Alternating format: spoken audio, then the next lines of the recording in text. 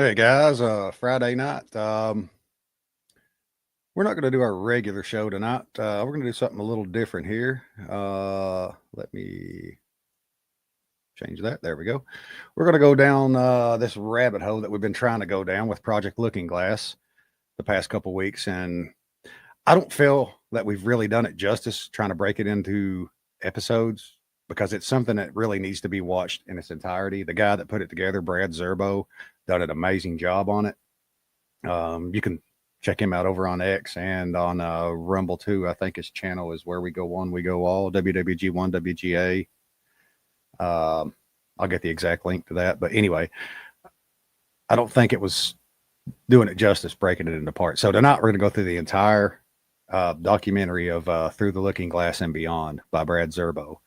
I may chime in from time to time with a little bit of commentary or my take on a few things. I don't know. Then again, we may just watch it all. But again, this is not going to be a typical Friday night, 8 o'clock show due to the fact that Parabellum has an anniversary.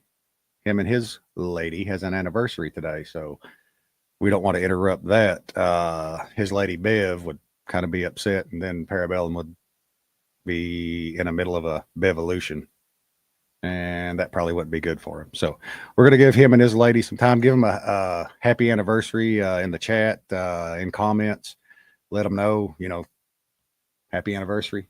But tomorrow night we will be back on live again at our regular time, 8 o'clock, with myself, Parabellum, Big Country, and new to the show, Walker, by God, Christopher Walker. And we'll be back on tomorrow night at 8 o'clock, and we'll be going over some of the latest news. We've got some takes on the whole subpoena thing that Comey, or not Comey, but Comer came out and was issuing subpoenas, and heck, a lot of other news. A lot of news around Q Drop 22. We're going to go around a little bit with that and dance around it, and Trump's post that he had made about the census. A whole lot of stuff to go over. But anyway, just want to do this documentary justice. I feel it deserves it because Brad Zerbo, again, he done an amazing job on this. And go check his YouTube or Rumble channel out, and go check him out on X and give him a follow. He's a great guy. He puts out a lot of really good content. And again, I will provide that in the description of the show. So anyway, without further ado, let's break into some Friday night. Pour you a couple drinks, sit back, get you some popcorn, and put your tinfoil hats on, and we're going to go down this rabbit hole. Here we go.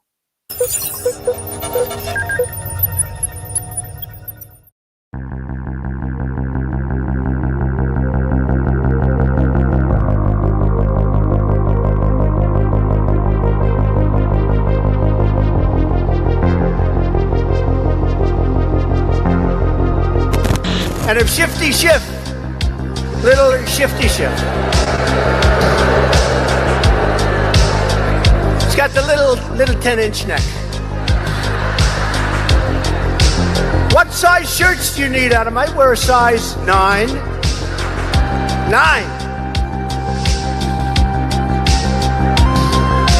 He will not make the LSU football team, that I can tell you. Boom. And the neck is gone.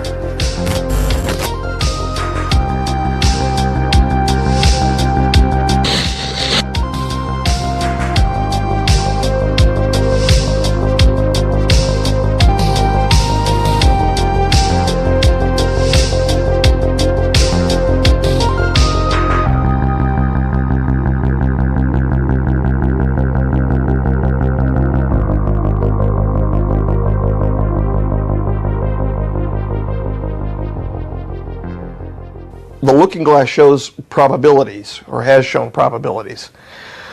The cube would react with the people present. So there was an alteration, if you will, over what you were seeing from it. They are decommissioned. They are separated into their three components.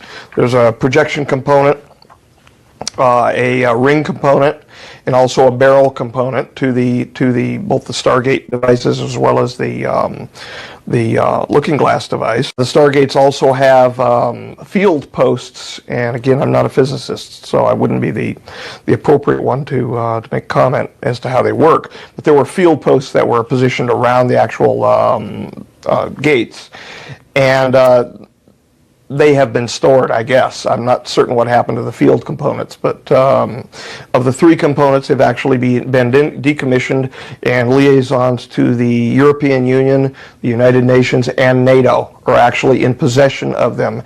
And there is no one group which has the other one of the other two components. It draws off from a natural ERB, an Einstein-Rosen bridge. Okay. It accesses it and somehow works, from what I understand, not in parallel, but almost like piggybacks on the energy of the natural Stargate. They were usually worked in tandem.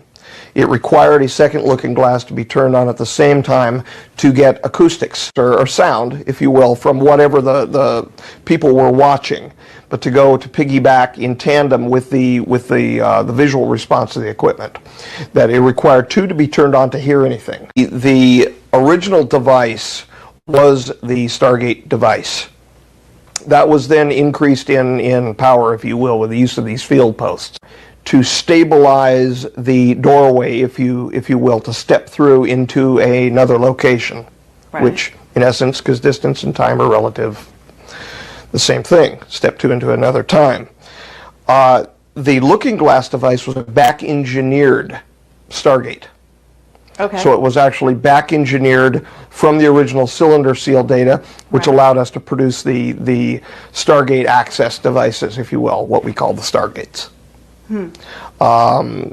It's a back-engineered device, the looking glass is. So the looking glass is a secondary device, and it was coming into its fore in the 60s and 70s. That's when they started actually being showing a lot of interest in actually building the equipment to be able to see over the curvature of time-space so that they could see into the future and somewhat into the past, but basically the future. The looking glass shows probabilities, or has shown probabilities. The cube would react with the people present. So there was an alteration, if you will, over what you were seeing from it. It would actually spin out as a yellow disc out of the top of it, where the word yellow book originally came from. Yeah.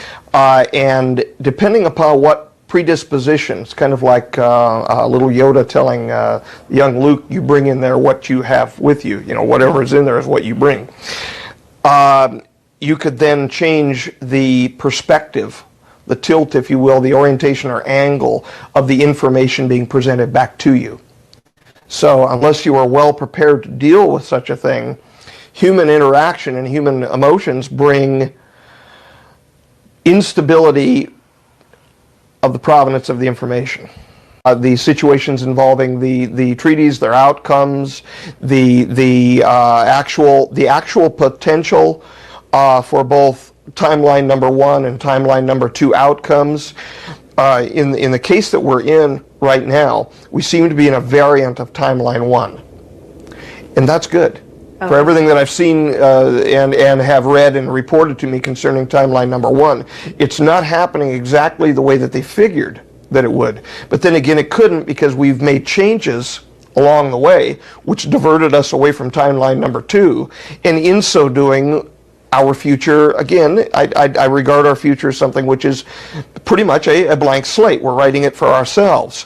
And so we are now seeing something coming to pass which is slightly different than the prognostication, than the probabilities that we were seeing. It has been used since actually the 50s by the potentates, by the leaders of the various countries, to skew the history. Wow, that's amazing. Of the human race. Right. And the common folk, the average people, all of us, have a right to a future which is our own, and not being skewed and designated and promulgated and promoted and provoked by blue bloods who feel that they are above everyone else. The cube was actually, the information about the cube, its existence, was known as of 1946. It was further discussed in 1947 after a certain crash in midwestern, lower southwestern state, New Mexico. And following which, during the first brokering for treaties by the Orions with Eisenhower, the cube was handed to Eisenhower. It was in fact expected to go to the United Nations authorities, and it was in fact spirited away by the United States military. And a looking glass is not the same as a Stargate. No, a looking glass is a back-engineered form from the original cylinder seal descriptions on how to build the units that they made Stargate. So in essence, you could take a looking glass Yes. unit and make a couple changes to the equipment, Okay. lift it up on an angle, Okay. put field posts around it, and open up a hole to step through. Sure. Okay, but the looking glass can show you the future. So are we saying Future that there are- probabilities, not the future. This is Dan Burrish. Now, what we just watched is from a 2-hour interview that he did with Project Camelot back in 2007 about the looking glass technology. Now, with accounts like this, I always try to remind myself of one thing. All major advances in technology at one time seemed like laughable fantasy. The thought of electricity and a light pole lighting up instantly would have seemed like heretical magic not even 200 years ago. The idea of traveling through the sky at 10 times the speed of a horse, or in the case of the Concorde, 25 times, would have probably got you locked up in the Middle Ages and so on. So while some of these stories these whistleblowers telling these depositions can get a bit wild, in my opinion anyway, I don't let them distract me from the core information. So what I did here is I went through this interview and I isolated all the direct info about this tech, because no matter where these people's stories go, it does seem to me like they're all referencing the same technology, or at least variations of it. Now I'll play the rest of this, then I'll show you another account of what I believe to be the same technology, finishing with my own breakdown on whether or not I even believe time travel is feasible, and then my overall thoughts. The position of the rings, their orientation, the energy running through them, position of the barrel, etc. Because you can raise the barrel up on an armature inside the center of it. All come into play as if you have an onion with the various layers of the onion. As you move through the different energy levels, you also move through the different layers, so you get different bits of information. Now imagine an almost infinite number of layers overlain in comparison to the positions of the rings, and an almost infinite amount of energy that you can add or subtract. Tuning it up, tuning it down. Well, it sounds Instead of going up by 1 hertz or by 2 hertz, maybe by a thousandth of a hertz, up and Okay. down. The And close technology is down. not being used at all right now. Okay, but the reason it's not used now is because of where we're going into the galactic, the plane of the... As of about 2017, I would expect probably that all of these little pieces of equipment will probably all get reassembled, yeah. turned back on. Oh, sure. 2017? That's quite a while. 2016, 2017. Oh, not until then. Probably not. The so-called cycle of catastrophe or season of catastrophe of Falconelli, the time period from, right around 1992 to right around 2012, right around that area. While we will have passed 2012, we really ought to get through the entire cycle, which is about 1980 to about 2016, to feel confident that the interpretation from the timeline from the future about their own catastrophe is not off by a few years. We're talking about 45,000 years or 52,000 years respectively. We have difficulty understanding what happened 2,000 years ago. And we're talking about 50,000 years here. So it's very wise for them to wait. The looking glasses are now decommissioned, but also the Stargate technology. Yeah, they're decommissioned, and the Stargates and the looking glasses, I'm sure they're all in their little mothballed containers and all of that, and they have been separated. The 3 components of each have been separated and moved to different power structures, diplomatic and military authorities in the world. And we're talking about the EU specifically, the UN and NATO. Those are in specific control of one of the 3 components each. Okay, so basically what I gathered from this is that there's a floor in one of the facilities in Area 51 called Alice's Floor, and that it has a stuffed white rabbit permanently mounted above the entrance to the Project Looking Glass room. On this floor in Area 51 exists a jump room, which utilizes an Einstein-Rosen bridge, a Stargate, and a looking glass device. Now, he also spoke of a yellow cube which was given to us by the Orions, which seems to work also like the looking glass in that it shows future probable timelines.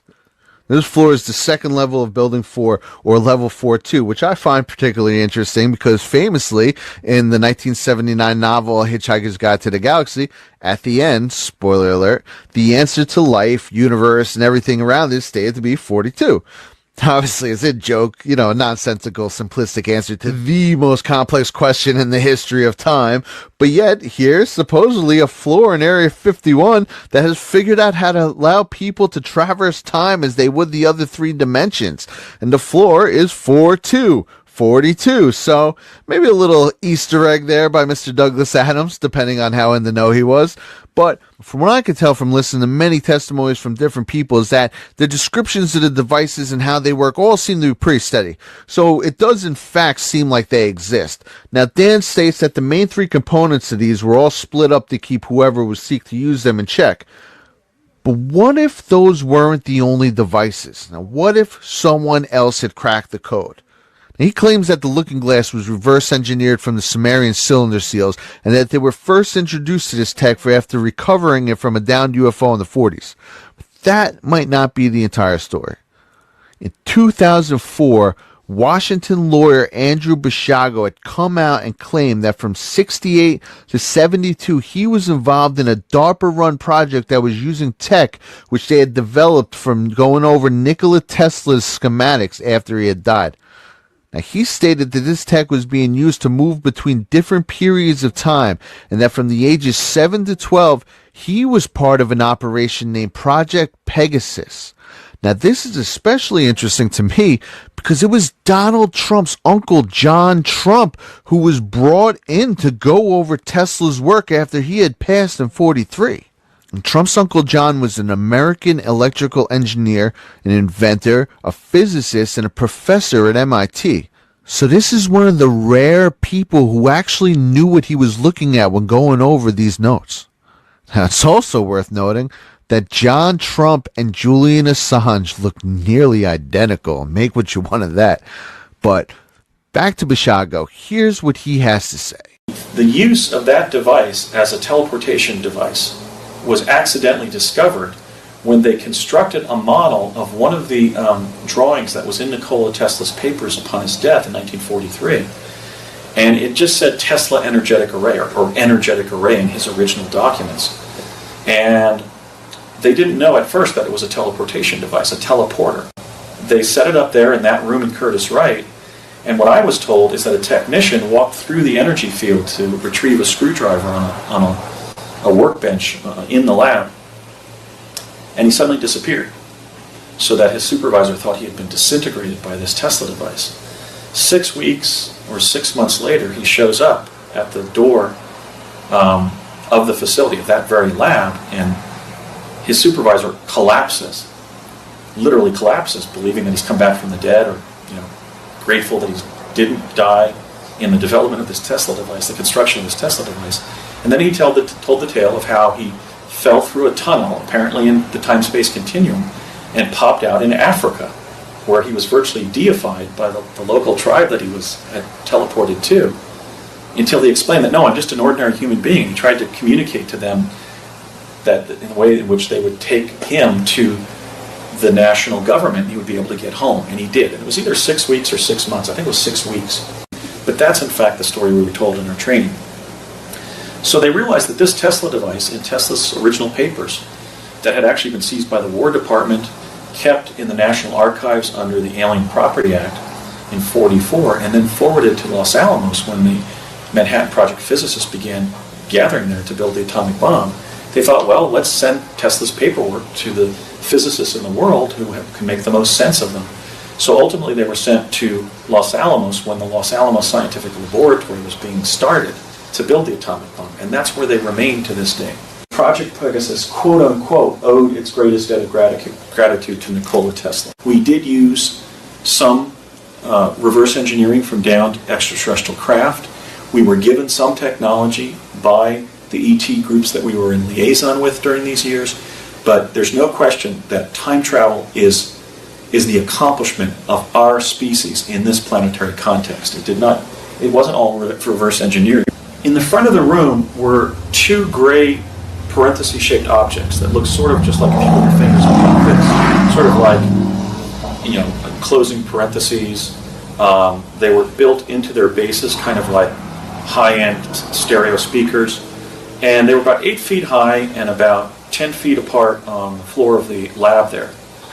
And on the left boom, there was a technician sitting at a video console with a keyboard.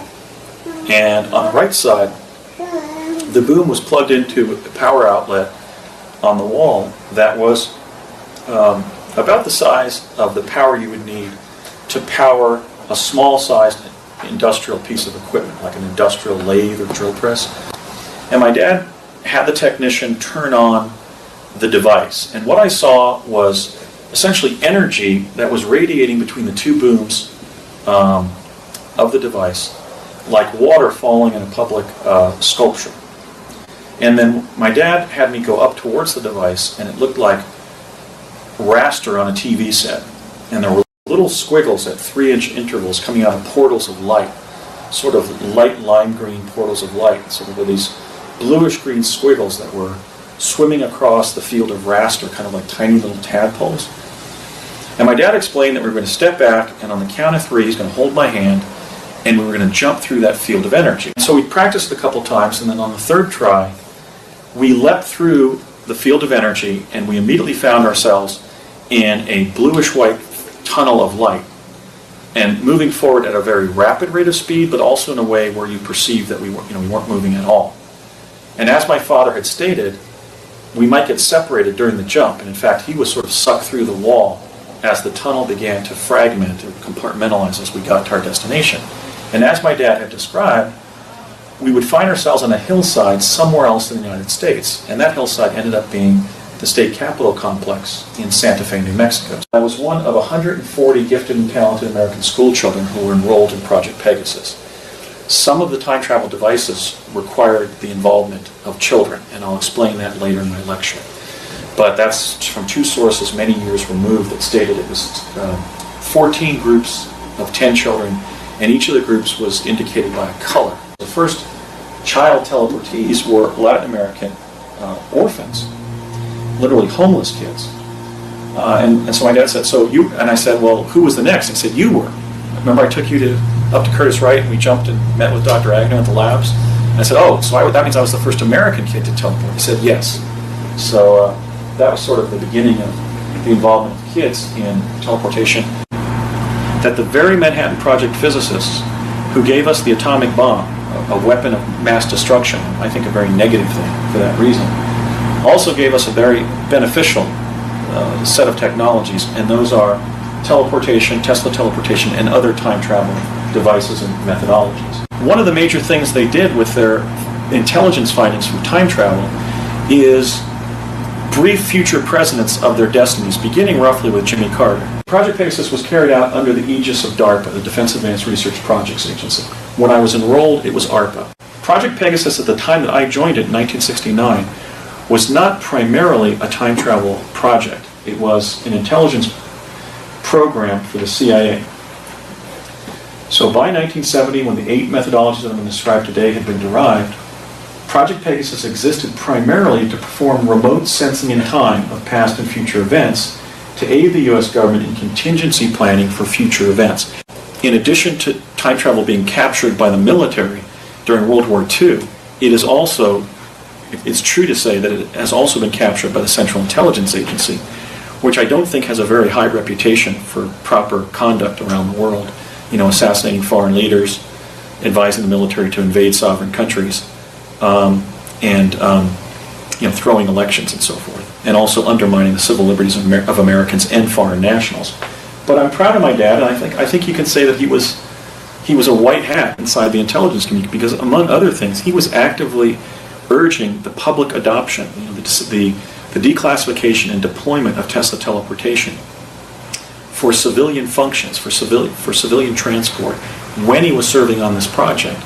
So I have to ask, when he had that heart attack at age 53 at his desk at Parsons, was it just because of where his health was, or was it a hit? Because my dad was somewhat of a dissident voice within Project Pegasus, and I think he was a moral arbiter in that sense, and I'm proud of him. He also had worked at an elite think tank called the Thomas A. Edison Research Labs in West Orange, New Jersey, that were literally physically next door to the historical Edison Labs. There was just one doorway that was always locked that divided the Edison Labs that Hillary Clinton rescued as First Lady and turned into a national historical site and saved over 1 million papers of Edison and his staff as First Lady. She's never credited for that, but it was a great thing for the country. But what I'm saying is that Edison's labs were lying fallow for 50 years until Hillary Clinton saved them and made them a national historical monument. At the Edison Labs, my dad did something very conspicuous, which he informed me about when I was a kid on the project, which is he repeated Nikola Tesla's teleportation experiments that Tesla had first begun during his famous stay at Colorado Springs, Colorado in 1899. Well, after the first time I did Coast to Coast AM with George Norrie in November 2009, I received an email from a man who actually showed me with attachments that he had grown up in Montclair, New Jersey, and he described how in 1956 on the streets of Montclair he found a 1958 penny. And so I said, well, that was probably one of the pennies that my dad talked about dropping through a magnetized cylinder, repeating one of Tesla's experiments. My dad and basically his lifelong or career-long supervising engineer and friend who had introduced him to his wife and so forth, they started filling in all these technical blanks for me, and my dad started talking about how at the Edison Labs he was magnetizing cylinders like Tesla had and doing things like dropping pennies through them, dropping chalk, billiard chalks and so forth, kind of like the one that we were using for cues playing bumper pool. And here I have somebody who found one of those pennies on the streets of Montclair. So presumably sometime after 1958, and during those 8 years, certainly after 1956, my dad dropped a penny through one of those Tesla cylinders, and this young person found it on the streets of his hometown in Montclair. So that also qualified him as an American engineer who would be brought up as a technical consultant on Tesla teleportation, because he had recapitulated Tesla's experiments during his stay at the Edison Labs. This is another important figure in the development of time travel. This is Father Pellegrino Ernetti of the Order of St. Benedict. All of the children that I was with in Morris Plains, New Jersey, all 10 of us, were going to Sunday school at the local Benedictine parish. The Benedictines, of course, are the famous Black Friars. Some of you conspiracy aficionados will remember the controversy involving the Vatican Bank, involving the hanging at Blackfriars Bridge in London, and the involvement of the Benedictines in that Vatican Bank scandal. Well, if some of them are developing time travel devices for the U.S., or at least passing their findings along, at some point they have to be paid, right? And the Vatican is, like the Queen of England, owns 25% of the land, the real estate of the world. And so, I'm getting off track, but in any case, Father Ernetti was doing some research with another Benedictine priest, a priest by the name of Agostino Gemelli. These two Vatican priests were doing research at the Catholic University of Milan in northern Italy in the 1940s. They were studying the harmonic patterns in Gregorian chants because they wanted to know why Gregorian chants have specialized properties, like the ability to heal people physically, to center people spiritually, to cause people to go into trance states and so forth. And they were making a little improvement or a little change in a small microphone. And suddenly something that his partner Gemelli's, I still don't have a picture of Father Gemelli, but something that Father Gemelli's father had said to him in childhood came through the microphone. He heard his father's voice calling him in Italian. I don't know what it is. It's my little zucchini. Is zucchini the Italian word? Zucchini, yes. Yeah, that's the Italian name for that vegetable. But that was his name for his little, zucchini and a little sprite, his young son. And so they're standing there, and then Ernetti said to Gemelli, "What was that?" He says, "It was my father. He was calling me his little zucchini." And so they realized they had developed essentially a window to the past. They had found a way to capture the residual sound signal of a past event. One apparently adhering some way to Father Gemelli, his aura or whatever, or in his mind, triggering maybe a memory or something like that. And they ultimately partnered with the world's leading physicist of that era, the great Enrico Fermi, who did research in Italy, then also at the University of Chicago during the war. And they developed, by 1952, a flat screen, basically something like in the nature of a television screen, in which a past event was being shown. Gemelli used, or Ernetti rather, used it to prove and to derive and show the world a missing stanza, a historically missing stanza from a Roman play. And he also insisted until his death in 1994, as a very respected Catholic prelate, that they had also captured images of the crucifixion of Jesus of Nazareth. I think Fermi is probably the central figure in the hidden history of time travel because he partnered with Ernetti and Gemelli on the improvement, the development of the chronovisor, this holographic looking glass technology to see and then ultimately send people to the past or future. And he was the mentor of Harold Agnew, the federal science director, and sort of the overseer of the teleportation stuff centered in New Mexico when we were on Project Pegasus. So Fermi apparently has this covert connection to both the derivation of teleportation and chronovision. What does a chronovized event or experience to the past involve? It doesn't go back and put you where you're examining what happened when the kid shot the gun. It takes you back in time to the kid shooting the gun. So the past has to exist. We have to live in a time-space continuum for the chronovisor probes that I was on to even have been possible. And Fermi definitely believed that the past still exists. So somewhere in the complex formulae behind him on the chalkboard is ultimately a formula that squares the circle and completes the fact that the past, present, and future exist simultaneously, and you can visit both simply by going. Okay, so there's a lot there, and that's just parts of a 6-hour speech that he gave back in 2013. But a couple things that stood out to me watching that lecture is that he had stated that children handled the stress of the jump better than adults, and that was the reason that they were being used to test it. And that they used this technology developed from Tesla's own schematics to bend the space-time continuum, which basically goes like this. Now, Einstein, in his theory of relativity, he added a fourth dimension. You have in, out, left, right, up, down. But he stated that without the fourth dimension of time, it was incomplete. Basically saying this: I can tell you to meet me at the station and give you an address, but unless I give you a time, that information's useless. Meet me when. Thus was created the space-time continuum. And as the theory goes, by bending it, essentially folding it like a piece of paper, you could create shortcuts to different eras of time. This is what's referred to as a traversable wormhole or an Einstein-Rosen bridge. Now, Bashago states that this was achieved by accessing radiant energy using a device made up of two booms 8 feet tall and 10 feet apart. States that his father had been working at Edison Labs when he recreated one of the Tesla devices and dropped a penny through to the past. A lab which, as he puts it, was saved by Hillary Clinton. Now, why was she so concerned with this lab? Were they procuring some of this information?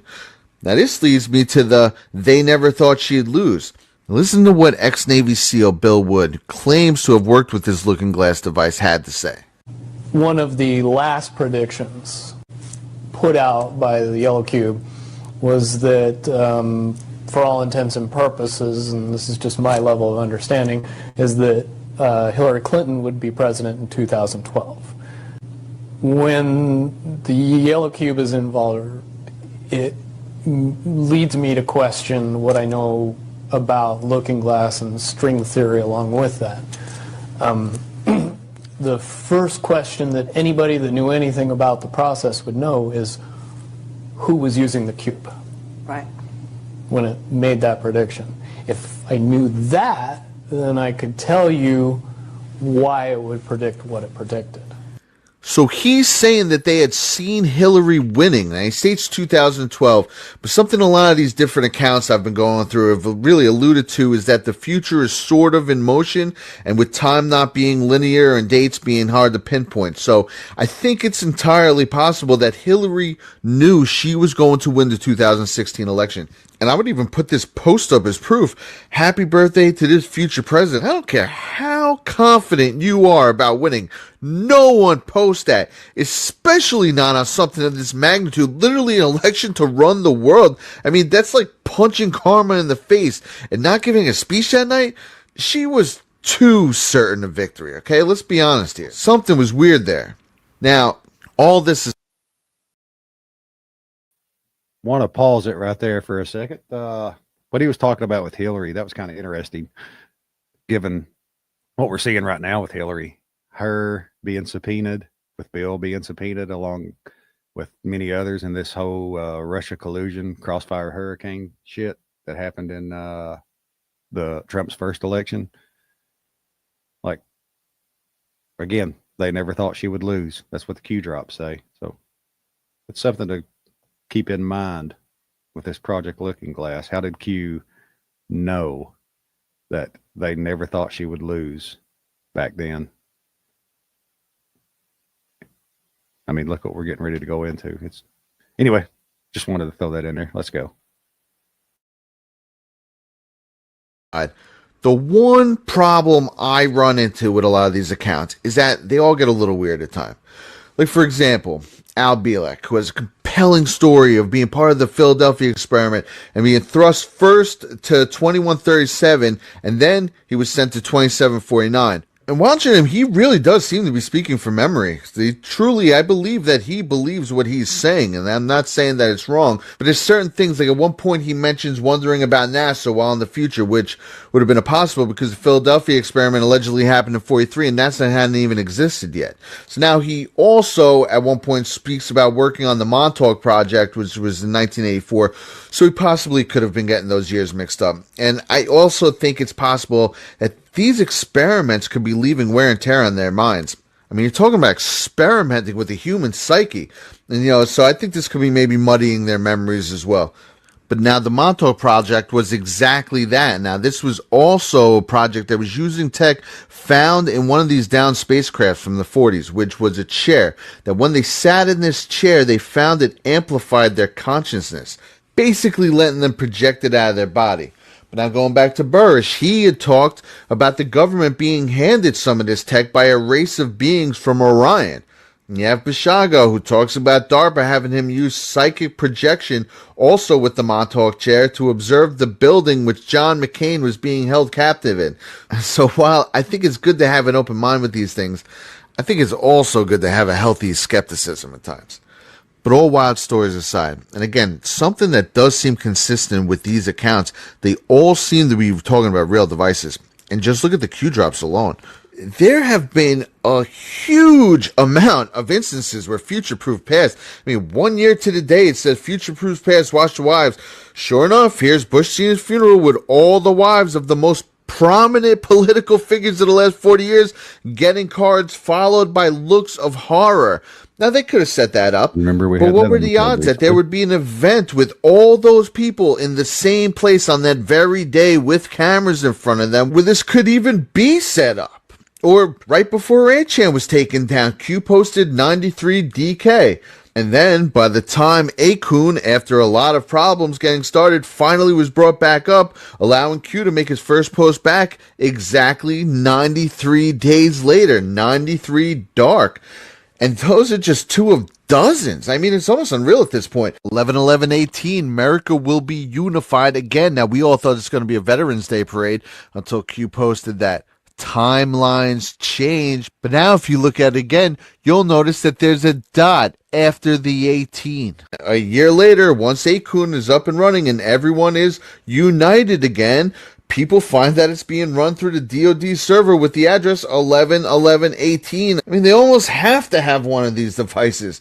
And again, President Trump's uncle is the person who went through Nikola Tesla's life work. He was an electrical engineer and a physicist. So this is one of the rare people on this planet who could actually understand what he was reading. And here you have Andrew Basiago stating that these looking glasses and time devices were mostly derived from Nikola Tesla's own schematics.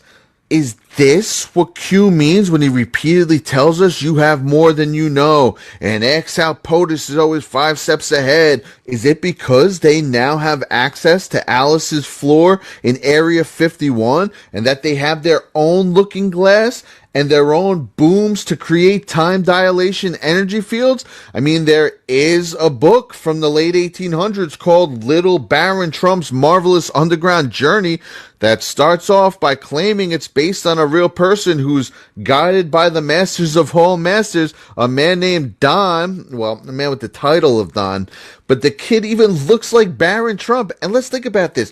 Donald Trump has been in the limelight for 40 years. No one's even so much as mentioned that there's a book about a guy named Trump. I mean, he's the exact kind of person who would totally... How Texas families can eat whatever they want. So is that your mom? No, that's my grandma. Wait, what? eat something like that up. He's had a son, Baron, for 13 years now, and still, for over a decade, no one's ever found this? I mean, think about it. If there was a book out there with your exact name in the title, you would definitely know about that. And nothing until 2017, when the real Baron Trump was just around the age of the character in the book. So was this book just found because it was just written? And what even gets more eerie is Lockwood's third novel. That's right, the first two are about Baron Trump. The Last President, which begins with a scene from a panicked New York City in early November describing a state of uproar after the election of an enormously opposed outsider candidate. Remember the marches down Times Square? And it goes on, the mobs of vast size are organizing under the lead of anarchists and socialists. It says that the Fifth Avenue Hotel will be the first to feel the fury of the mob, and that's exactly where the Trump Tower is. Protesters gather in Philadelphia, Seattle, Boston, Portland, Oakland, California, Chicago, and New York tonight. The protest in New York has made its way to Trump Tower, where a large crowd is gathered. Now here, let's look at the most popular review on Amazon. It states that in the book, Congress dissolves the presidency because he meddled in their greed and fights against their business dealings with the money changers, that he's a good guy with a direct approach against corruption and racism, and is loved by the people, although he wasn't popular at first. And then it states that it becomes vague at the end. Is that because the end is yet to happen? And again, listen, this is just some what-if video, just a chance for us to suspend disbelief and actually consider the possibility of the existence of these devices and the increasingly plausible idea that they're being used right now by opposing factions. One who has ruled over us for centuries, if not millennia, and the other who is trying to bring us on board. And next, I want to take a closer look at the two more fantastic parts of Burrish and Basiago's accounts. Then I'll give my own thoughts on time travel and the possible effects of time travel. Here's Basiago talking about being able to separate the conscience from the body. Another thing that we were doing was we were being physically spun. If you put somebody on a tabletop-like device in a sort of classic Da Vinci Vitruvian man kind of body position, but with their head at the center of the circle, and to have them look up at a spiral image on the ceiling while they're being spun clockwise 33 rotations per minute, you can train them to literally go out of body, and that's what they were doing. And when we were out of body, we would then go through astral realms, and then when we come back into our body, we would then be interviewed by one of the ladies from DARPA. Now, there's a lot of symbolism in this clip I found, like the spiral here, which we know is a pedo symbol. His mention of the 33. Is this his way of letting them know that he's one of them? Or is this the origin of the symbols? Is this why the 33 is so widely used? Is this why they use the swirl? And he said they use mostly children, Central and South American children. Could this be also part of why the wall means more than we know? But going back to what he said about being able to separate the conscience from the body, this goes along with something Donald Marshall had claimed when he was talking about the cloning centers in Canada, that they were growing these full-grown human clones and then using a device to separate the conscience and then transferring it to the newly grown body. And he claims they've been able to clone people since right after World War II, which I find quite interesting that almost everything seems to go back to the late 40s and 50s. It is theorized that the Montauk chair was achieving these astral projections by accessing the subject's pineal gland. Now, fluoride is said to calcify the pineal gland. When did they start putting fluoride in the water? You guessed it, the late 40s. But now let's go on to Burrish's claims of beings coming from Orion and giving us some of these technologies and even having treaties with many of the world's powers. That claim might not be as wild as it sounds. There are actually many ancient cultures who claim to have been visited by beings who came from the stars, like the Dogon tribe from West Africa, who claimed that beings from the star Sirius had visited them long ago. This tribe even had knowledge of Saturn's rings and Jupiter's moons and things they could have never known about. I mean, there's a 4,500-year-old Sumerian carving that depicts the sun with 8 planets around it, the same size as ours, with one that even has a ring. I mean, this is thousands of years before we knew we orbited the sun. The Mayans claimed their gods had come down from the Pleiades star constellation, which is in line with Orion's belt, and in line with it on the other side is Sirius, which, along with the Dogon tribe, the ancient Egyptians believed their gods had come from. You have Osiris, who comes from Orion. You have Isis, who comes from Sirius. Ancient Hindu literature speaks of air battles between flying craft they called Vimana. I mean, where did they get this technology? And that's not all. The Vedic texts, amongst other writings from ancient India, are a wealth of knowledge. Niels Bohr, Werner Heisenberg, and Erwin Schrödinger regularly read the Vedic texts. Heisenberg even stated that quantum theory will not look as ridiculous to people who have read the Vedanta. The Vedanta is the conclusion of Vedic thought. And Schrödinger was quoted as saying that the unity and continuity of the Vedanta are reflected in the unity and continuity of wave mechanics. This is entirely consistent with the Vedanta concept of all in one. How did they acquire all this knowledge thousands of years before the modern world? I mean, Hitler even famously sent expeditions to India in the 30s to seek out their propulsion formulas, including this ancient anti-gravity formula. And again, isn't it interesting how all these things started coming out after World War II? Rockets, teleportation, time devices, cloning, and all after bringing the Nazi scientists over here with Project Paperclip. What did they find in India? And wouldn't you know it, Prajapati, known in Hindu lore as the great creator deity of the Vedic period of ancient India, is represented by the constellation Orion. Another interesting connection with Orion is that the pyramids at Teotihuacan in Mexico, which are 2,000 years old, align perfectly with Orion's belt and are named the Temple of the Sun, the Temple of the Moon, and the Temple of the Feathered Serpent, again with the occult references like Osiris and Isis earlier. And furthermore, the pyramids at Giza also line up perfectly with Orion's belt. Not only that, but the Great Pyramid just so happens to be built on the latitude line 29.9792458, aka the speed of light. The speed of light, as I will go over in a minute, being one of the most crucial components to time travel. Bringing me to the next part of this video. Is time travel plausible? The first piece of evidence I'll present is an easy one that involves an electron. Now, when an electron gets excited, it will emit a specific amount of quantum energy, which in turn will jump the electron from one fixed orbit to another, without ever occupying the space in between. Now, this is known as a quantum leap. So theoretically, one could argue that wormholes do potentially exist at the subatomic level. This electron moved from point A to point C without touching point B. But what about on our scale? Einstein's theory of special relativity states that the closer someone's speed gets to the speed of light, the slower time moves around him. Now, this concept is called time dilation and has been repeatedly proven by comparing atomic clocks aboard GPS satellites timepieces aboard the International Space Station, and amongst many other methods. So technically, time travel into the future is actually possible and proven. Now, in this theory is also the famous energy equals mass times the speed of light in a vacuum. Now, the speed of light is measured in a vacuum because only in a vacuum do all wavelengths of light travel at the same speed. Now, normally the spectrum spans from blue, the slower side, to red, the faster side. But I think this is an important distinction because at one point, Andrew Basiago describes the light field as being blue and white. Now, didn't Q ask the significance of the colors blue and white? How Gen X are getting their teenage bodies back. So this is my mom and this is my grandma. I recently posted. Is this why they use them?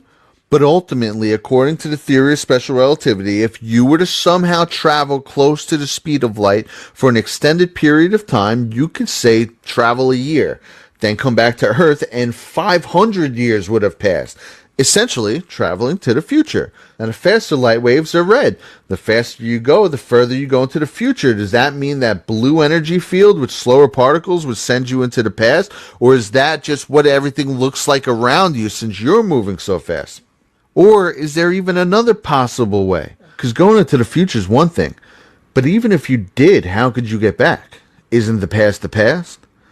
If you're going according to the space-time continuum, space and time are relative. So shouldn't we be able to theoretically traverse about them all equally? Think about it like this. Left of me and right of me currently are existing simultaneously. Up and down exist simultaneously. In and out exist simultaneously. Does that mean the past, present, and future all also exist simultaneously? And if you are able to travel at high speeds, propelling yourself into the future, shouldn't you be able to also go back into the past? Well, this brings us to string theory. Now, string theory is loved by some physicists and hated by others. Very polarizing. But to start off, I'll explain in the simplest of terms. In an atom, you have particles called electrons, which we just went over, and they orbit the nucleus. The nucleus is made up of protons and neutrons. Protons and neutrons are made up of particles called quarks. And string theory takes this one step further, postulating that at the very core of every particle is a strand of vibrating energy. Now, string theory at its core is an attempt to solve the main conflict between Einstein's theory of relativity and quantum mechanics. Now, the problem is that the graviton doesn't work with the other three forces. Altogether, you have four forces, which are strong, weak, electromagnetic, and gravity. Each force is carried by a boson. Strong forces are carried by bosons named gluons. And as you guessed it, they're used to glue the quarks together and glue the protons and neutrons together. That it's not just a clever name. Electromagnetic forces are carried by photons. Weak forces are carried by W and Z. And gravity is carried by the graviton, which is by far the weakest of all forces. So string theory is an attempt to unify gravity with the other three forces. Now, one of the things they ran into when they were working this theory out was the creation of a new theoretical particle called the tachyon, which traveled faster than the speed of light, and on paper anyway, back in time. Now, this is obviously what is used to discredit string theory, but is it possible that the math isn't wrong after all? I mean, maybe.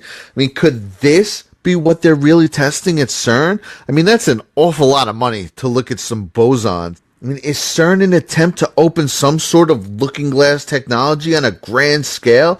We already know they're into the occult and possibly trying to summon entities or whatever this clip is. Could they be tapping into ways of traveling not just through time, but into other dimensions? Now, if you take string theory further, you get superstring theory, which part of it states that at each nexus of space-time, there are another 6 dimensions, which at its onset seems like an odd claim. Wouldn't we be able to interpret these other dimensions? But not necessarily. Now, when you consider the way sight works, we're not actually seeing things. Rather, we're seeing the light reflecting off said object. Now consider this. The human eye is so incredibly limited in its range, we can only see less than 1%, a tiny fraction of the electromagnetic spectrum.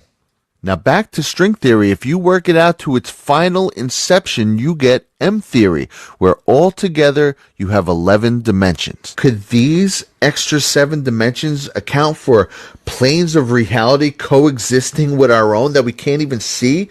I mean, is this how these summonses that John Dee and Queen Elizabeth I tapped into work? Right? So they say they had found specific sequences of sound in this ancient literature that was stored in the Vatican. The Vatican, by the way, which has miles of ancient literature in its vaults and no one's allowed to see. I mean, sometimes I wonder if this was the real reason that the library at Alexandria was burnt down, to hide this ancient knowledge from the masses. But there seems to be something to sound frequency and melody. Maybe this is why the American Standards Association changed the standard A from 432 hertz to 440 hertz in 1926. Now, Basiago had said that Fermi was experimenting with the frequencies when he made his breakthrough. Burrish talks to them tuning the slight changes in frequency to get different results with this equipment. Could they have changed the standard frequency to 440 to keep us away from ones that we could possibly use? And much like adding the fluoride in the water to calcify the pineal gland, many believe that the original norm, 432, is a frequency more in tune with nature, and that 440 causes more anxiousness. And if we are all vibrating strands of energy at the subatomic level of every atom, could all reality, including ourselves, be susceptible to certain frequencies and melodies, if you will? One potential argument for this is the solfeggio scale, which many claim to be healing frequencies. And of course, a lot of that's subjective, and it's really impossible to test. But we do know of observable changes that have been documented in plants. Here's a study that states that when they applied certain frequencies to these plants, they could significantly promote the division and cell wall fluidity of callous cells, and also significantly enhance the activity of protective enzymes and endogenous hormones. It goes on to talk about all the different ways they were able to change these things and what results they got from which vegetables with different frequencies. So, the idea that we at the most subatomic level are made up of energy isn't really that far-fetched. And to take that one step further, the idea of projecting our conscience out of our mind isn't that far-fetched either. Our brain is the most intense supercomputer in known creation. I mean, it's not even close. All of our thoughts are waves of energy. Our brain has 5 different frequencies of brain waves running from high to low. It transmits waves of energy all day long. It's a transmitter and a receiver of energy. Now consider how the Bluetooth in your phone works. Your phone, which isn't a millionth as powerful as your brain, it transmits low-frequency waves of energy to your stereo, which is a receiver. It's essentially the same technology, only ours is far advanced. I mean, if a phone can do it, surely our brain can. And if phones are set to Bluetooth, they're also capable of reading low-frequency waves. Now, who's saying it's only picking up the ones that are being sent out by our electronics? It's just something to think about. But if a phone can send out complex information without it getting jumbled using the exact thing that we use for every thought in our brain all day long, then who's saying we can't send our consciousness out without being jumbled? I mean, with the help of a medium, of course. But now I'm starting to get a little off track. So what does all this mean? I think the discovery of how to harness electricity changed everything. Edison gets most of the credit, obviously, due to his DC current, but it was really Tesla's discovery of AC current, what we use today, which changed the world. I mean, everything is energy. Once they knew how to harness it, I believe that opened up the potential to unlock everything in this world. And it seems that in the decades following, different physicists began to figure out how to manipulate it, whether it be from reverse engineering devices they found, procuring ancient writings, or simply working out the formulas from scratch. In the case of the man who discovered AC current and opened the floodgates himself, Nikola Tesla. The man who was obsessed with manipulating energy and was even working at transmitting energy for free through the air when he died. Now, it seems that from these newly discovered breakthroughs came 3 types of devices: the Montauk chair, a teleporter, and a looking glass. Now, the looking glass appears to be showing them probable future timelines and or events. I think Q-Team is telling us, and telling the Black Hats, that they have one. I mean, it's meant There's one simple exotic herb that anyone can use to flush out nail fungus almost overnight. Right here in post 9, single digits. I mean, Q's been telling us constantly that we have more than we know. Reread the drops, expand your thinking. And I'll admit, I would read some of them sometimes, like, how much more can there be? I mean, I feel like we've been over these pretty thoroughly, but maybe it's been right in front of us the whole time. I mean, with the constant future proofs, past, timelines, change, boom, boom. I mean, they said these machines work in tandem, right? That would mean 4 booms. The constant Alice in Wonderland references. And who did he say was Alice? Hillary. Who saved Edison's lab where they had time breakthroughs with Tesla's technology? Hillary. Who did the Looking Glass tell our intel agencies would be our future president? Hillary. Who was oddly confident the entire election, so confident that she didn't even have that many rallies or a concession speech written? Hillary. Who were the papers and websites so sure we're going to win despite huge crowds for Trump every single night by 99%? Hillary. They never thought she would lose. Boom. They had no contingency plan. At least I will go down as a president. All this is why, to me, this is one of the most exciting posts that Q has ever dropped. And what did Q Plus post 1 hour and 7 minutes before this drop? Reverse engineer. And there are those numbers again. 1 and 7 that keep popping up. And what happened 1 hour and 7 minutes after Trump posted reverse engineer? Q posted about Project Looking Glass, which was a device reverse engineered from the cylinder seals and a yellow cube. And who did the elite worship? Amongst others, the black cube from the cult of Saturn. Saturn is the god of time. Now, who was said to have a looking glass? DARPA. Who made Facebook, originally known as Project LifeLog, as a way to gather data on nearly every citizen worldwide? Hey, Facebook users, pay special attention to this part. I've been saying this for a while, so listen. DARPA. Could this info have been being collected to strengthen the accuracy of one of these devices? Or what about just the other day when someone found a 4 terabyte trove of sensitive data belonging to over 1 billion people, a seventh of the world's population, found on an unsecured Google Cloud server? How valuable would that information be to someone with one of these devices? Or everything else being used? I mean, the possibility of being able to move about time changes everything. And really, on the simplest of levels, the concept of stretching time is actually quite common. I mean, all the time there'd be days where it seems like you blink and 5 minutes go by. And then there's days where every minute seems like an hour. I mean, sometimes we'll fall asleep and have a full dream that seems to go on. And when you wake up, only 10 minutes has passed. It's possible that we don't fully understand time as much as we think we do. And I think it's important to remember that up until 150 years ago, we didn't understand any of this. In the grand scheme of time, this is brand new. And look at the Mandela effect. This is something that I've never been able to make sense of until maybe now. I mean, if they were in fact moving about the timeline to past events, it would undoubtedly be altering things, albeit slightly, but still.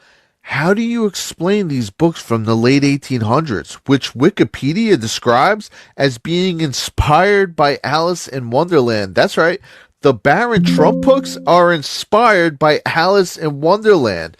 You have Alice in Wonderland was inspired by Alice Little. Now here's a clip of Trump from right after Q posted Project Looking Glass where he says 3 things. First, he says Little Adam Schiff and then emphasizes the number 9, says it twice, and then pauses. Post number 9 mentions a looking glass, and then right after that he says boom. This tech seems to work with booms. And if you take this one step further, what follows the White Rabbit? His pocket watch. Here's a pocket watch from 1944, the year after Trump's uncle went over Tesla's papers, that's called the Ingersoll Trump. Ingersoll just so happens to be the name of the author who wrote the Baron Trump novels, which are, quote, a response to Alice in Wonderland. Just want to toss this out there too. There's also an Ingersoll Lockwood website that recently popped up this past year, or this year, I think is when it was. Had a lot of interesting stuff on it that was Q related, and there were some spots on the website you could zoom in on. I think it was a white rabbit, and I think if I remember correctly, when I looked at it, there was a pocket watch, like really small, at the bottom of the screen. It was hard to see. You wouldn't catch it unless you were actually looking for it. But someone had found it, and I'd clicked on it, and it went. I think it was the pocket watch that took you to some audio tracks of. I think it was AI generated JFK talking, but some of the songs, there were audio tracks in there and songs, and some of those songs were stuff about time travel, Project Looking Glass kind of concept and things like that.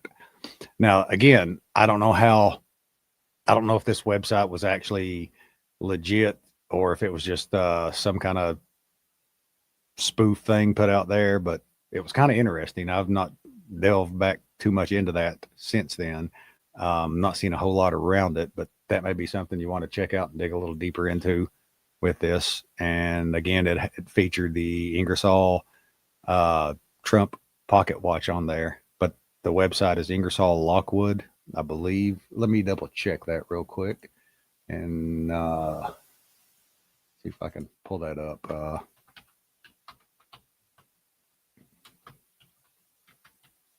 IngersollLockwood.com.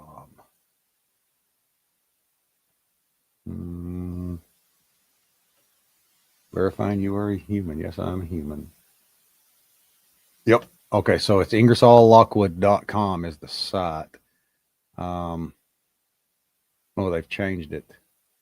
They have actually. Let me share my screen here real quick. I'm just kind of curious as to.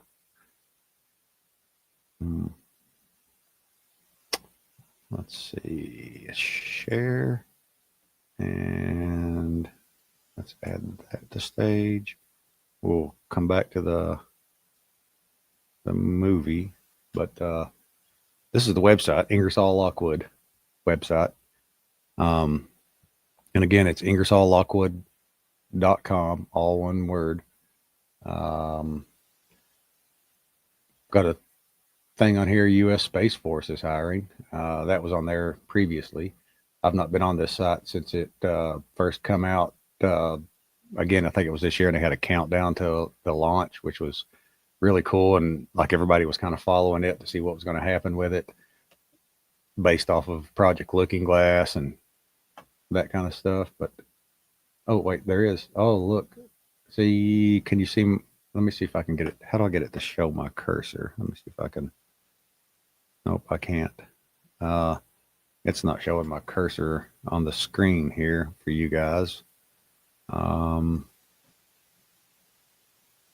Let's see. How can I do that? Oh, I don't know how to get it to show my cursor. But anyway, like you got the egg here at the bottom of the screen. Got the American flag in it. Looks like an egg. That's changed. It's something new. But right down below the egg, if you slowly start dragging your mouse down, your the icon for the finger pointing up with the thumb out to take you to another link comes up on a blank, what looks like a blank piece of the page. And that looks like, let's click the egg first.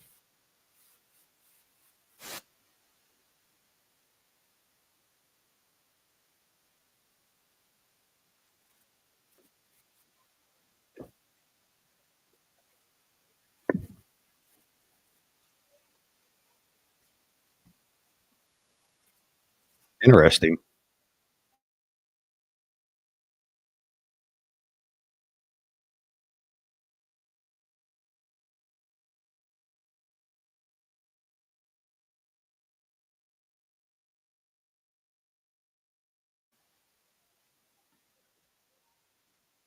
The golden age.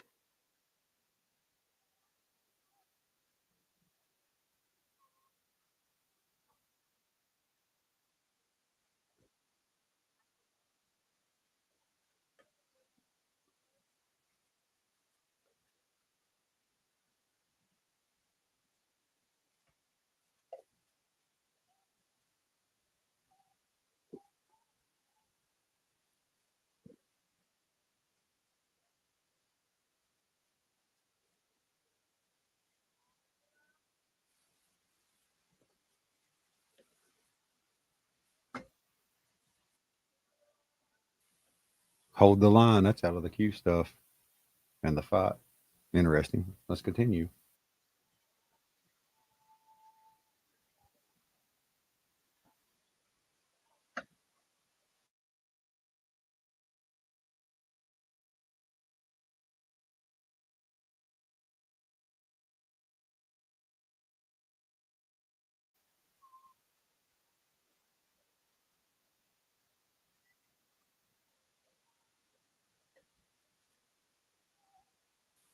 That's interesting.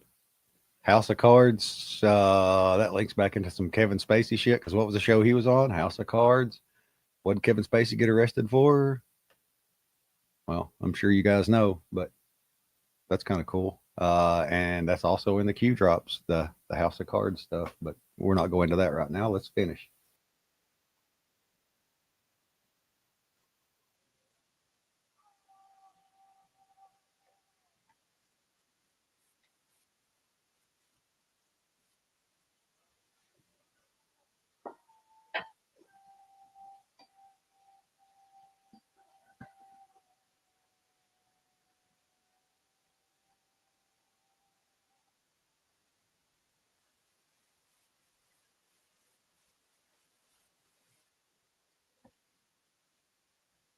Oh, I realized that maybe you guys aren't getting that.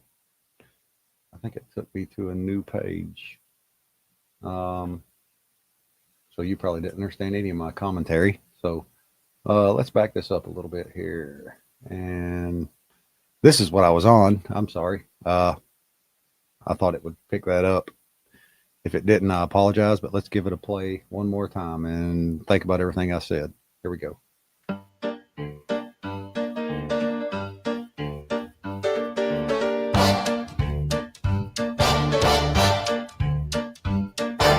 Halls creak loud where the whispers spin. Old papers burn, but the truth leaks in. Shadows danced in a smoky room, but daylight cracks and ends the gloom. Dark to light. Oh, the golden age is coming through. Trump's been talking about the golden age. Like a phoenix rising, bright and true. Otis 47 got him on the run. A new dawn breaks with the morning sun. Dark to light again. Fragile hands hold the world in place. Dreams collide in this fragile space. The birth and pains of a brand new time echo strong in the church bells chime. Hold the line, the fight ain't done. Q, hold the line. And then the fight. History's page just begun. Oh, the golden age is coming through. Like a phoenix rising, bright and true.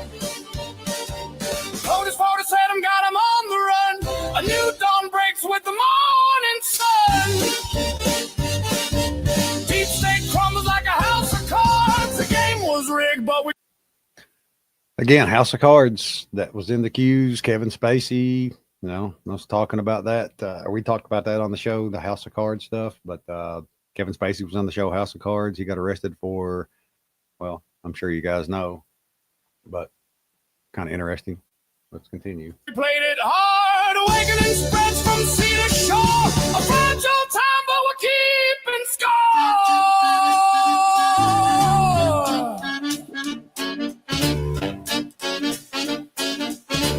Ooh, da, do,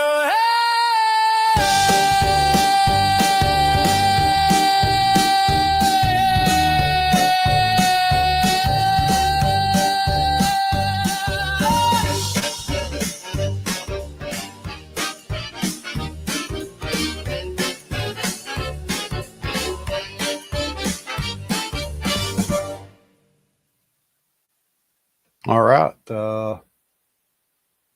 Let's go share. Let me share my screen one more time here. I'm going to go back to Ingersoll Lockwood's page. That was the egg we clicked on. Again, if you move down under the egg slowly, you're on the egg, you got this little symbol pointing up like that.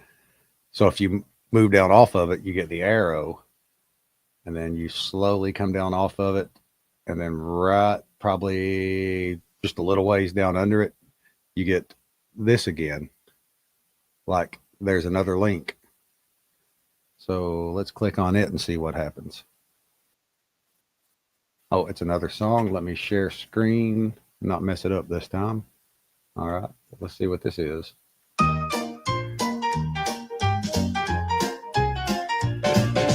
The banners wave, the air is crisp, freedom's flame, a daring wisp, clockwork gears and golden skies, the truth unmasked, no more disguise. The band strikes up, the nation hums, drums of change, the future drums. Golden age, it's just begun. Nice. POTUS 47's got them on the run. Hell yeah. The dawn is fragile, but it's bright. Awake, humanity, step into the light. Through the cracks, the whispers seep. Ancient secrets long to keep, but the tide rolls in, it won't recede. A blooming. All right, so we won't listen to all of that. I'll go back and check it out later. But anyway, let's go back to Ingersoll Lockwood's page one more time and make sure there's. Let's see if there's anything else. Scroll back up. There's also Ingersoll Lockwood Radio down here. Yep, that's got all the stuff I was talking about. The storm has begun. The storm, golden age, freedom is calling. RFK Jr. arrives. They may have added some stuff to this since then when I was originally. I'm not going to go through all that right now, but oh, sorry. Anyway, IngersollLockwood.com, and it's kind of interesting too. The address 1717 Pennsylvania Avenue. Thought that was pretty cool. You could Google that address. I think I Googled it, and I think it actually takes you to. Let me do that real quick. Oh, there's some hidden numbers there. Oh, look at that. Holy shit. Like you see this where I've got the 20006 highlighted. After that, it looks like there's nothing, but then you keep you keep scrolling your mouse over that, and it's got 55500 or 55000. That's interesting too, and it's a link. Oh, what's that? The White House fact sheet. President Donald J. Trump. Is this the actual? Yep, WhiteHouse.gov fact sheet. A bunch of facts about.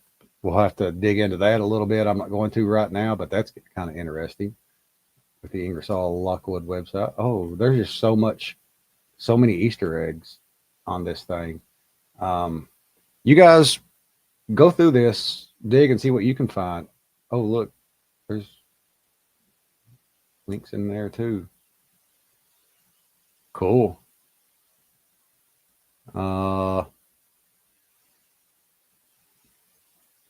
Anyway,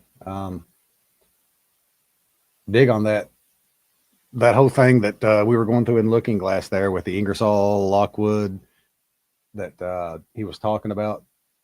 Kind of made me think of this. So I kind of wanted to throw that in there. There's probably a whole lot more Easter eggs on that. Again, I don't know if this is a legit site. There's a lot of speculation back and forth among Anons with it. But hell, there's a lot of shit in this that's like really interesting. But you guys dig into it yourselves. Anyway, we'll get back into this. And then the last president. We'll get back into this documentary here. But wanted to toss that out there for you guys. So here we go. Let's finish this up.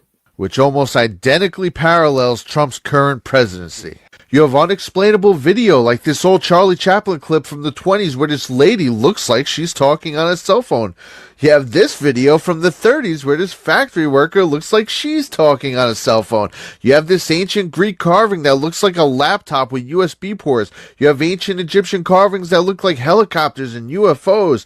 You have 1,000 future proofs past. That's some that go the exact minute. I mean, if Q is in fact telling us that they're in possession of at least a looking glass device validating this technology, then that to me is one of the most exciting revelations of all time.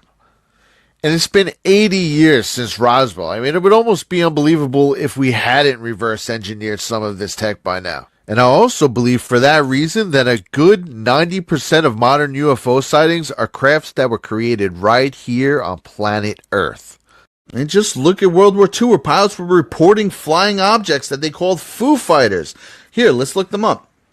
Oh, can't do that. Let's look up the goddess Isis. Oh, can't do that. Hey, let's look up Ashoka, the Hindu emperor who commissioned the books which contained the info on how to build the Vimana, which the Nazis went there in the first place. Oh, can't do that. This is how they bury information. They used to do it by slowly changing the history books. Now they also use the internet. Want to know about Rick Ross, who was working with the CIA in the 80s to help spread cocaine? Oh, sorry. Here's a rapper for you. Or what about one of the pioneers of this technology, Tesla? You can now pick from one of our many models. Sure, we know some of these things still, but what will they look like in 100 years? Some we barely know now. The first Foo Fighters sightings occurred in November of 1944, when pilots flying over Western Europe by night reported seeing fast-moving, round-glowing objects following their aircraft. The objects were variously described as fiery and glowing red, white, and orange. Some pilots described them as resembling Christmas tree lights and reported that they seemed to toy with the aircraft, making wild turns before simply vanishing. These are real confirmed sightings from the end of World War II. When you look up Foo Fighters, you get a band. Or when you mention UFOs, you're laughed and scoffed at. I mean, Christopher Columbus literally wrote about observing a light glimmering at a distance that vanished and reappeared several times during the night, moving up and down in sudden and passing gleams. Then hours later, when they reached land, the inhabitants eagerly came to him and asked if they were the people from the heavens. Had they just seen these same lights? And these sightings had occurred at the same time Christopher Columbus was sailing over the Bermuda Triangle, documented in his journal. Or what about April 14th, 1561, where there's literal documentation of the people of Nuremberg describing an aerial battle, followed by the appearance of a large black triangular object and then a large crash outside the city. The newspaper, which still exists to this day, claims that witnesses observed hundreds of spheres, cylinders, and other odd-shaped objects that moved erratically overhead. The newspaper describes the objects of various shapes, including crosses, globes, 2 lunar crescents, a black sphere, and tubular objects, from where several smaller round objects emerged and darted out around the sky at dawn, in an official newspaper from 1561 Germany. And then 5 years later in Switzerland, it happened again. So this technology exists, and it has existed for a long, long time. And this is the next horizon for us. You had the Industrial Revolution, then you had the Scientific Revolution, then the Digital Revolution, and now the Space-Time Revolution. My overall decode is that I believe Alice in Wonderland is code for someone using this equipment, with Alice going down the rabbit hole being an allegory to the using of an Einstein-Rosen bridge to traverse time. I think these two posts... When it comes to chewing, we're what they call experts. Yep. Mint stuff, the good stuff. Telling me that the Q team has one and are using it. I believe that they're also telling us that Hillary was using one in Saudi Arabia, and that access to these devices are being shut down. And even CERN was curiously shut down December 2018 with a reopening date of early 2021, right after the election of what undoubtedly they hope is a new president. What do we know about the military in general? They're always 50 years ahead of public disclosure. To be honest, that's probably a safe estimate. I I think it's possible that aside from access to a looking glass, they also have access to this entire floor, allowing them to physically move about probable futures and past events as well as view them. I think it's possible that some of the president's early trips around the world, like for example this Saudi Arabia trip that these drops started around, were about commandeering the different components to these devices. I also believe it's possible that this sort of tech has been in the possession of the Trump family for many years, stemming from the president's Uncle John, and now are getting to combine it with years of reverse engineered advances achieved by our government working with similar recovered and gifted ET tech. That's what I'm coming away with after looking into this. Now, will all this ever fully be disclosed? Who knows? I doubt it. So, there's no way to ever know this for 100% certain. That's why I said at the beginning of the video that this was a chance to suspend disbelief and just let our minds wonder, what if? But I'll leave you with this. What did Q say when asked, are we alone? No. Consider the vastness of space. And this is something that really resonated with me when he said that. This is something I have felt my entire life. How anyone can look up at the endless array of stars and think that we're the only ones in the universe with sentient beings inhabiting it is beyond me. 1995, astronomer Bob Williams puts together a team and aims the Hubble telescope at an empty patch of space by the Big Dipper's handle for 100 straight hours. What they discovered was staggering. The Hubble telescope didn't just capture stars in this blank area of space, it captured full galaxies, thousands of them, in one tiny, seemingly blank area of space. I believe personally that there are many civilizations among the stars, and thanks to one of them, we now own a looking glass. Where we go one, we go all. Amen. Our nation of pioneers still yearns to conquer the unknown. Because we are Americans and the future belongs totally to us. Once more, we will launch intrepid souls blazing through the sky and soaring into the heavens. Once more, we will summon the American spirit to tame the next great American frontier. When it comes to space, too often, for too many years, our dreams of exploration and discovery were really squandered by politics and bureaucracy, and we knocked that out.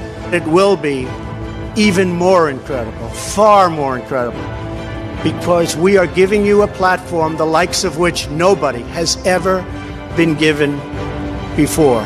Together, there is absolutely nothing Americans can't do. When we get together, there's nobody even close. Now we are ready to begin the next great chapter of American space exploration.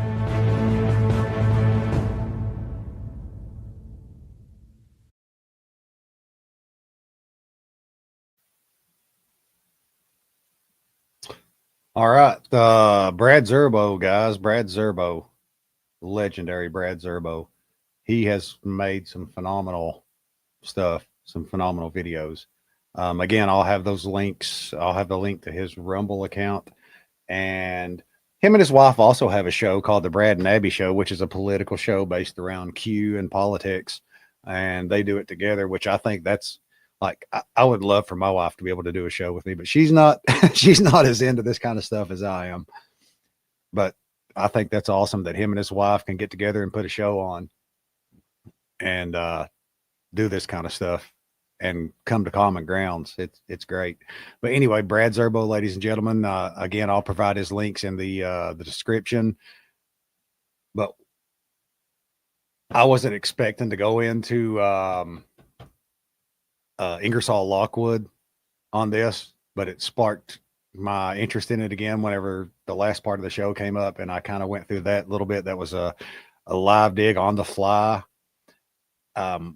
Like I'd said, I'd been to that site prior, and it's changed a little bit since the last time I was on there when it popped up, because it had a countdown, like I was saying, before it popped up, and then it popped up, and like I'd said too, also, there's a lot of speculation among Anons who follow Q whether this is something legit or this is just, you know, a farce, just something off the wall, ridiculous. Somebody just putting it on to play on the heartstrings of Anons. So take it with what you want to take it. Look into it, research it, see what you find on it, see what you can find out about it. Let us know on the show. Hell, if you can come up with something, send it to us. We got the website, or not website, but Facebook, Same Q's, Different Views. You can find us over there.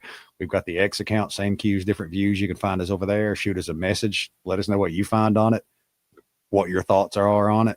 If you got something good enough, we'll have you on the show if you want to give a take on it.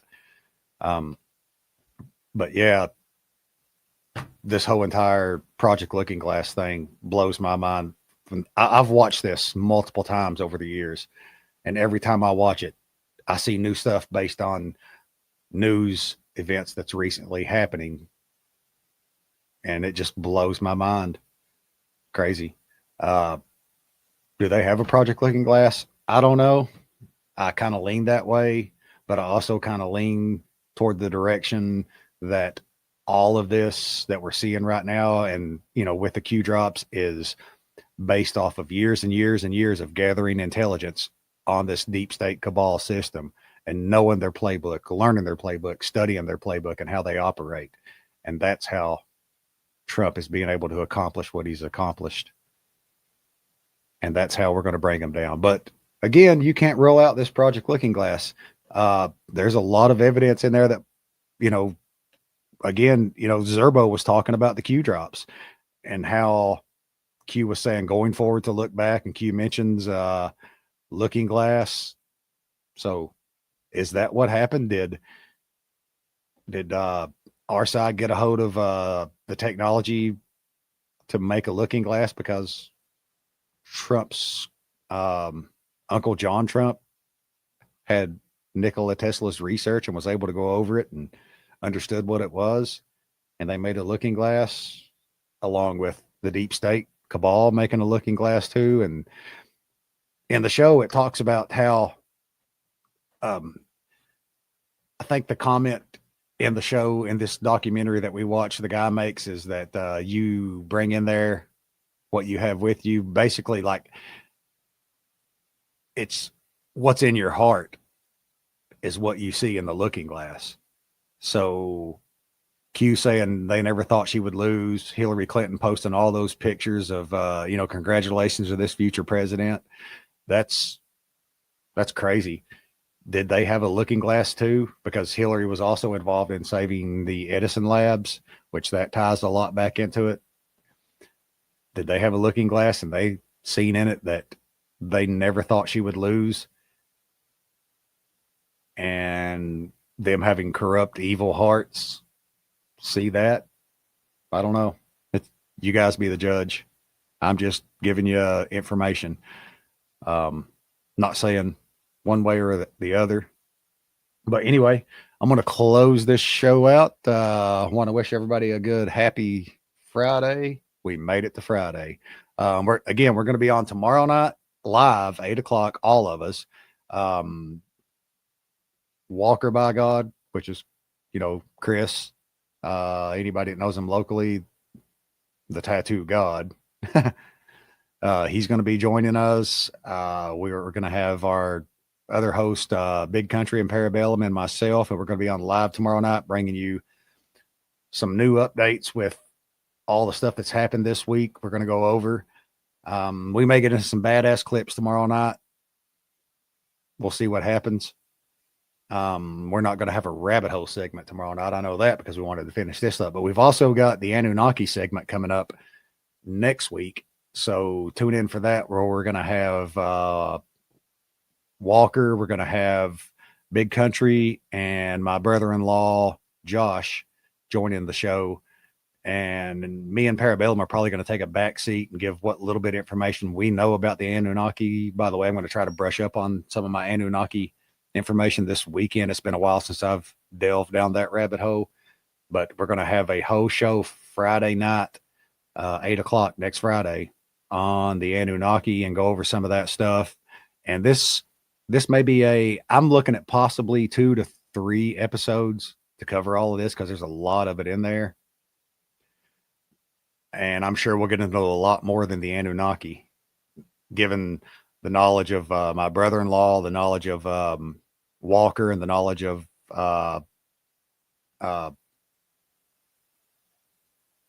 sorry, having a brain fart here. But anyway, given the knowledge of all three of these guys, we're probably getting into a lot more than just the Anunnaki. But tune in next Friday night, 8 o'clock, and check that out. We'll have a little bit of news at the top of the show, but the bulk of the show is going to be about all the Anunnaki stuff. And usually we try to do 2 hours, but I think we may end up going a little longer than 2 hours. We'll see how it goes. But anyway, peace out. God bless. And where we go on, we go all.